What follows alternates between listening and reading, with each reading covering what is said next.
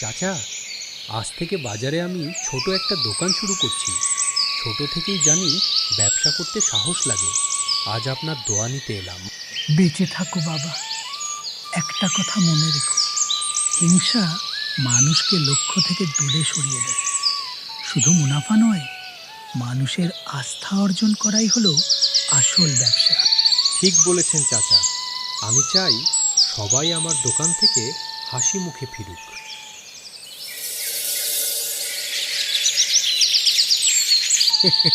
কি হে অর্পণ, শুনলাম নতুন দোকান দিচ্ছ। এই বাজারে টিকে থাকা কিন্তু অত সহজ না। বেশি সততা দেখাতে গেলে না খেয়ে মরতে হবে। বিকাশদা, আমি কাউকে হারাতে আসিনি। আমি শুধু নিজের স্বপ্ন পূরণ করতে চাই। গ্রাহক যদি ভালো জিনিস পায় তবেই আমার সম্মান বাড়বে। সম্মান দিয়ে পেট ভরে না ভাই। দেখে নিও, আমার কৌশলের কাছে তোমার সততা টিকবে না। অবশ্যই নীল, তুমি আমার প্রথম খদ্দের। টাকা আজ দিতে হবে না, তোমার মা যখন আসবে তখন দিলেই হবে।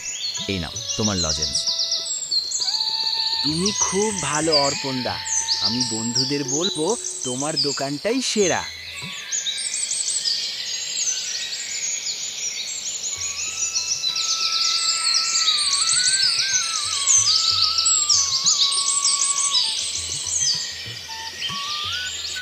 অর্পণ ভাই, আমার কাছে কম দামের কিছু মাল আছে।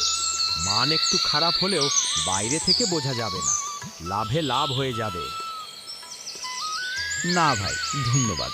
আমি লাভ কম করি ঠিকই, কিন্তু কাউকে বিষ খাওয়াতে পারবো না।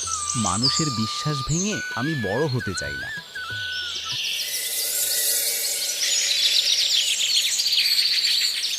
জানো হরিদাদু, বিকাশের দোকানে জিনিস নিলে আজকাল পেটে অসুখ হচ্ছে। দামও বেশি, কিন্তু অর্পণের দোকানের চাল ডাল একদম খাঁটি। ঠিক বলেছ মা। আমার অসুখের সময় অর্পণ আমাকে বাকিতে সবজি দিয়েছে, অথচ বিকাশ আমাকে দোকান থেকে তাড়িয়ে দিয়েছিল।